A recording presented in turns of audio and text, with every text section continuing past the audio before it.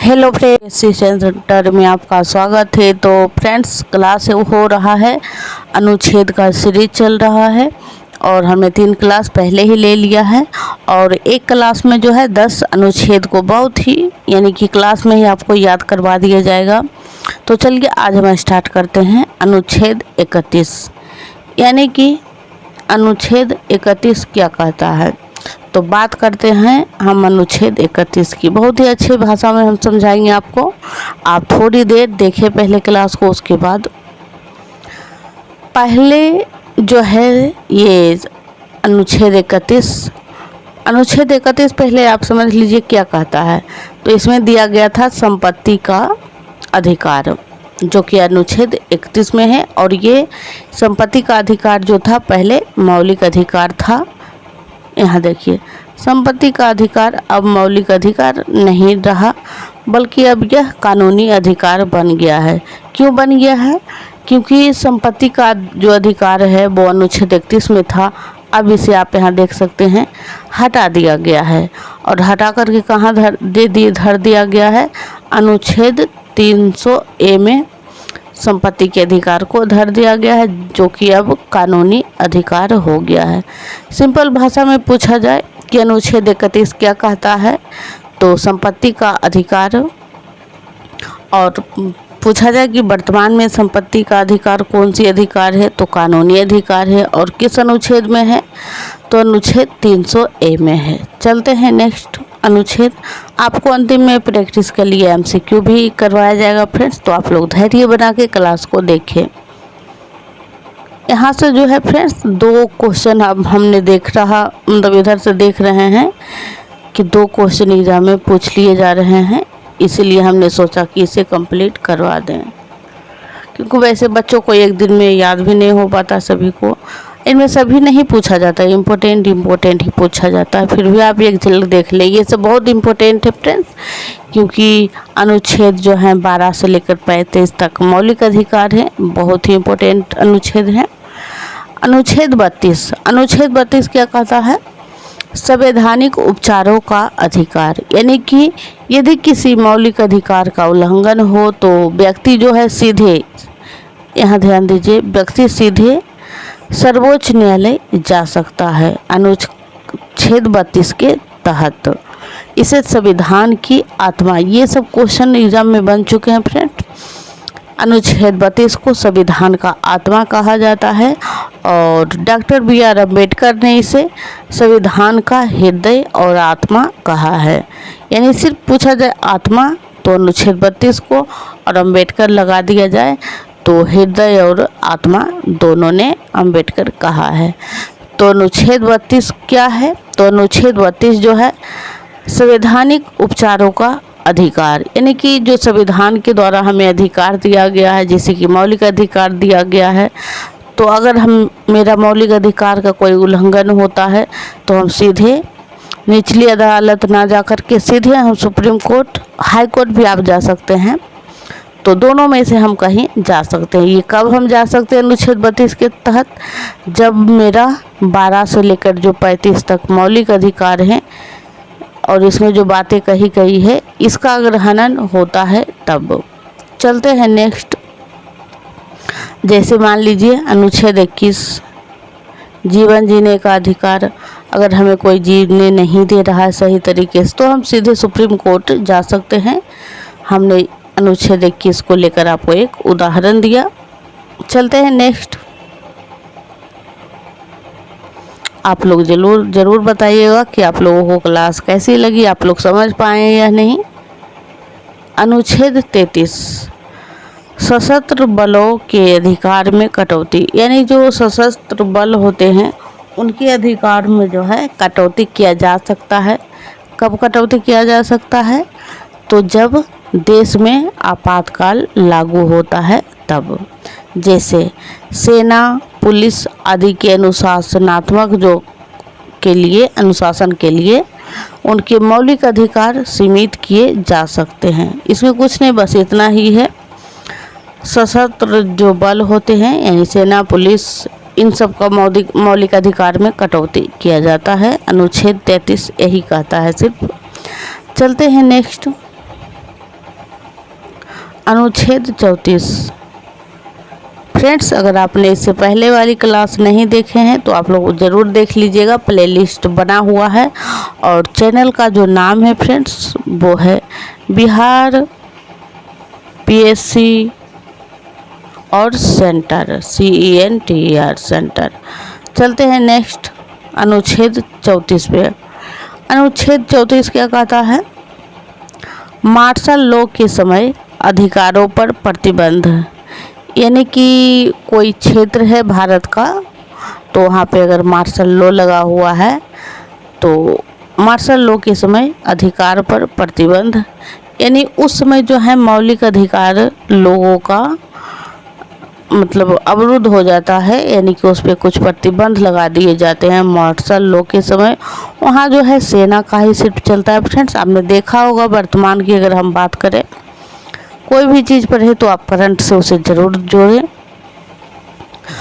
मणिपुर में लगाया गया था तो वहाँ पे सेना का जो है चलता है, और उसमें उस समय जो है मार्शल लॉ के समय मौलिक अधिकार का हनन हो जाता है, इसीलिए यहाँ पे लिखा हुआ है मार्शल लॉ के समय अधिकार पर प्रतिबंध। किसी क्षेत्र में आप यहाँ देख सकते हैं, किसी क्षेत्र में मार्शल लॉ लागू होने पर कुछ अधिकार जो है सीमित कर दिए जाते हैं। बस इसमें इतना ही कहा गया है। चलते हैं नेक्स्ट क्वेश्चन। सॉरी फ्रेंड्स, अनुच्छेद 35। फ्रेंड्स, आप लोग चैनल को सब्सक्राइब कर लीजिएगा, क्योंकि इसमें GK GS के जितने भी विषय हैं आपको सभी का प्लेलिस्ट बना हुआ है, सभी का क्लास होता है इस पे।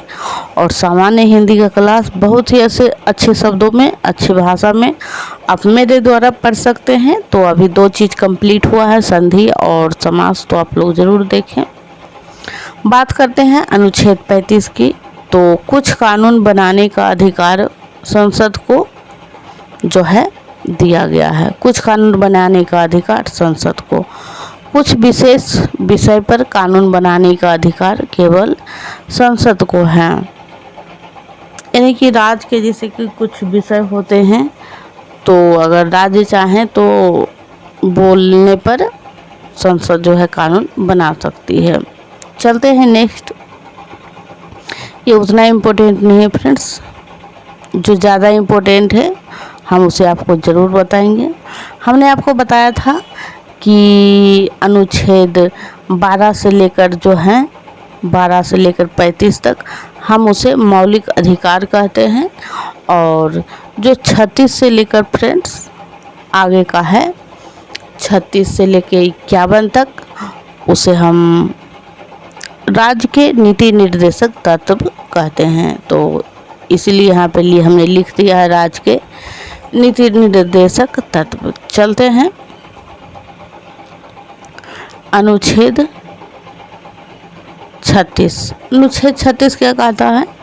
राज्य की परिभाषा, इसमें ज़्यादा कुछ नहीं दिया गया है, यानी कि राज्य की परिभाषा बताया गया। यह बताता है कि नीति निर्देशक तत्वों में राज्य का क्या अर्थ होता है। तो राज्य का वही अर्थ होता है फ्रेंड्स जो मौलिक अधिकार में भी राज्य का परिभाषा अनुच्छेद 13 में दिया गया था। वही राज्य का मतलब होता है पूरे देश को कहा जाता है। तो चलते हैं नेक्स्ट। अनुच्छेद 36 सिंपल भाषा में समझें, राज्य की परिभाषा दिया गया है और कुछ भी नहीं। अब हम बात करते हैं अनुच्छेद 37 की। नीति निर्देशक तत्व अदालत में लागू नहीं होते हैं। ये मोस्ट इम्पोर्टेंट है फ्रेंड्स, आप यहाँ पे 5 स्टार लगा सकते हैं, ये कई बार पूछा जा चुका है। नीति निर्देशक तत्व जो हैं वो अदालत में लागू नहीं होते हैं। यानी कि ये कहना क्या चाह रहा है, इन्हें अदालत में लागू नहीं कराया जा सकता है। यानी कि अगर आपको कोई अनुच्छेद 37 का हनन हुआ है तो आप इससे सीधे अदालत नहीं जा सकते हैं। ये सरकार के ऊपर निर्भर करता है, सरकार के बजट के ऊपर निर्भर करता है कि वो आपको दे या ना दें। लेकिन सरकार के लिए ये बहुत ही महत्वपूर्ण निर्देश है और सरकार अपने बजट के अनुसार जो है इसे लागू कर सकती है, लागू भी नहीं भी कर सकती है।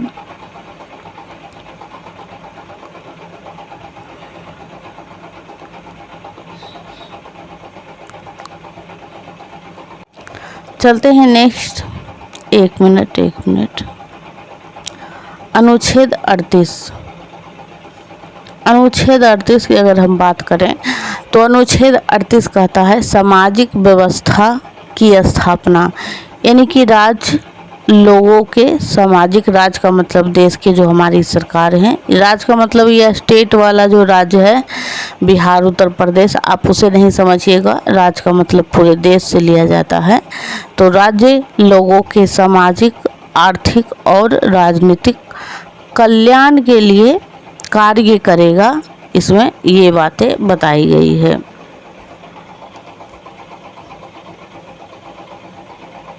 यानी कि सामाजिक व्यवस्था की स्थापना, यानी कि समाज के बारे में इसमें सोचा गया है, आर्थिक, राजनीतिक और सामाजिक रूप से। चलते हैं नेक्स्ट।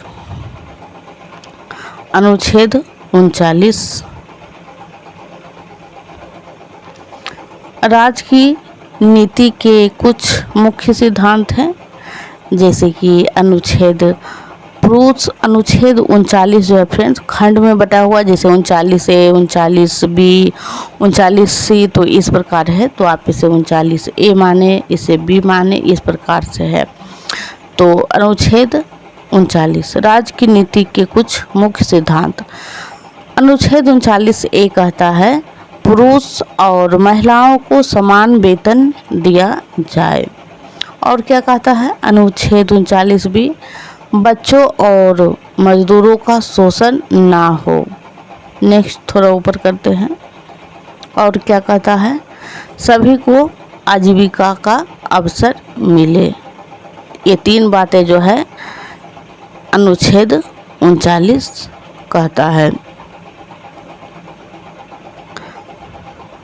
अगर इसे परिभाषा के रूप में समझे फ्रेंड्स तो आप इसे कह सकते हैं यह राज्य को निर्देश देता है, यानी कि अनुच्छेद 19 राज्य को यानी अपने सरकार को कहता है कि वह सभी नागरिकों के लिए सामाजिक और आर्थिक न्याय सुनिश्चित करें और इसमें मुख्य रूप से आजीविका, समान वेतन और समान संसाधन सभी के लिए उपलब्ध कराएं और बाल एवं श्रमिक कल्याण इसमें शामिल है। यही तीनों बातें यहाँ पे है। चलते हैं नेक्स्ट 39A।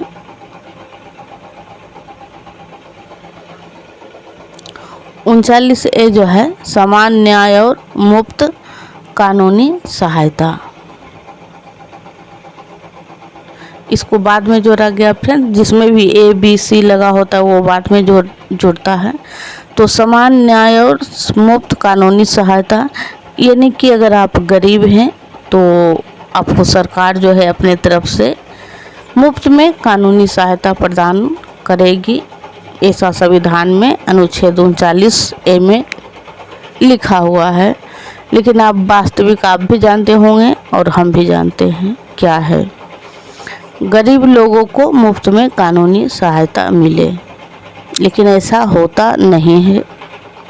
उसे न्याय भी मिल जाए तो बड़ी बात है।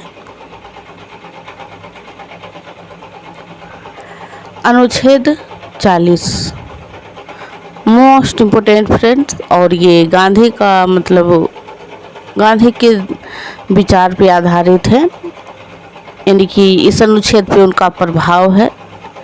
ग्राम पंचायतों का गठन, यानी कि जो ग्राम पंचायत आप देखते होंगे अपने आसपास, वो अनुच्छेद 40 के तहत ही बनाया गया है। और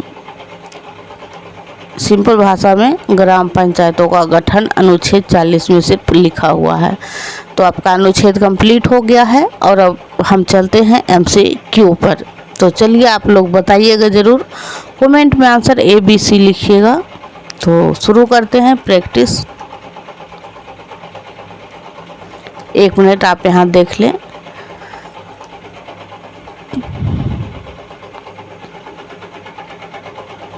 ये फ्रेंड्स याद करने का ट्रिक है, आप इसे छोड़ दें। आप अब देखिए प्रैक्टिस के लिए अनुच्छेद जो है फ्रेंड्स, क्वेश्चन नंबर 1 कहता है हृदय और आत्मा। हृदय और आत्मा, संविधान का हृदय और आत्मा किस अनुच्छेद को कहा जाता है? तो हमने आपको ऊपर बताया था। और ये जो हृदय और आत्मा है वो किसने कहा था? तो डॉक्टर BR अम्बेडकर ने कहा था। और किसको कहा था, किस अनुच्छेद को? तो इसका राइट आंसर हो जाएगा अनुच्छेद 32। चलते हैं नेक्स्ट फ्रेंड्स। अगर आप लोगों को क्लास अच्छा लग रहा हो तो वीडियो को लाइक करिएगा और चैनल को सब्सक्राइब जरूर कर लीजिएगा, ताकि जब हम नेक्स्ट टाइम वीडियो अपलोड करें तो आप लोगों को नोटिफिकेशन पहुंच सके और इस प्रकार आप लोग फिर से अनुच्छेद वाला क्लास नेक्स्ट वाला देख सकें। बात करते हैं क्वेश्चन नंबर 2 पे। ग्राम पंचायतों के गठन से संबंधित अनुच्छेद कौन सा है? तो अभी हमने आप लोगों को पढ़ाया, तो इसका राइट आंसर आप लोग कमेंट में ज़रूर बताइएगा। चलते हैं नेक्स्ट, क्योंकि बहुत ही सिंपल है और अभी जस्ट हमने इसे पढ़ाया है, इसीलिए सॉरी फ्रेंड्स, दिख गया था आंसर, फिर भी आप लोग लिखिएगा ज़रूर। अनुच्छेद 3, क्वेश्चन नंबर 3, समान न्याय और मुफ्त कानूनी सहायता किस अनुच्छेद में है? समान न्याय और मुफ्त कानूनी सहायता। तो इसका जो राइट आंसर हो जाएगा वो हो जाएगा ऑप्शन नंबर ए, यानी कि 39A में सामान्य न्याय और मुफ्त कानूनी सहायता की बात की गई है। चलते हैं नेक्स्ट क्वेश्चन नंबर 4। अल्पसंख्यक को शिक्षण, फ्रेंड्स ये जो हमने कल क्लास लिया था अनुच्छेद 21 से लेकर 30 तक, उसका एक MCQ आ गया है। तो आप लोग, अल्पसंख्यक को शिक्षण संस्थान खोलने का अधिकार किस अनुच्छेद में है? तो जो अल्पसंख्यक वर्ग होते हैं उसे शिक्षण संस्थान खोलने का जो अधिकार है वो अनुच्छेद 30 के तहत दिया गया है। चलते हैं नेक्स्ट क्वेश्चन पे।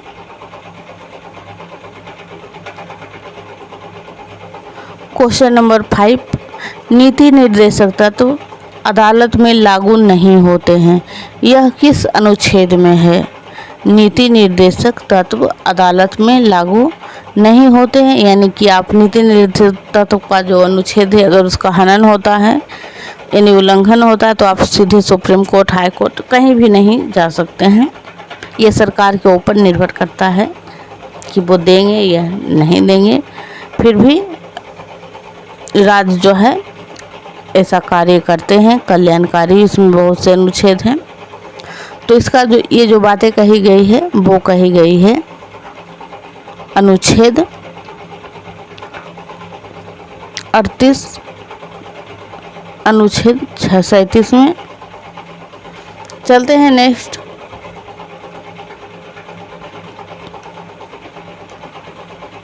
क्वेश्चन नंबर 6, पुरुष और महिला को समान वेतन का प्रावधान किस अनुच्छेद में है? पुरुष और महिला को समान वेतन। तो इसका जो राइट आंसर हो जाएगा वो हो जाएगा ऑप्शन नंबर बी, यानी कि अनुच्छेद 39। अनुच्छेद 39 कहता है कि महिला हो या पुरुष हो सभी को समान वेतन दिया जाए, क्योंकि वो समान समय तक कार्य करते हैं। नेक्स्ट क्वेश्चन नंबर 7, सशस्त्र बलों के अधिकार सीमित करने का प्रावधान किस अनुच्छेद में है? तो इसका जो राइट आंसर हो जाएगा ऑप्शन नंबर सी होगा, यानी कि अनुच्छेद 33। चलते हैं next question number 8, martial law से संबंधित अनुच्छेद कौन सा है? तो इसका जो राइट आंसर हो जाएगा वो हो जाएगा अनुच्छेद ए, मतलब ऑप्शन नंबर ए होगा और अनुच्छेद 34 हो जाएगा। 34 कहता है कि मार्शल लॉ से संबंधित अनुच्छेद है, यानी जहाँ भी मार्शल लॉ लगाया जाएगा वहाँ पे आपके मौलिक अधिकार को कुछ हद तक रोका जा सकता है। चलते हैं नेक्स्ट। इतना ही था फ्रेंड्स, 8 ही प्रैक्टिस सेट था। तो थैंक यू सो मच।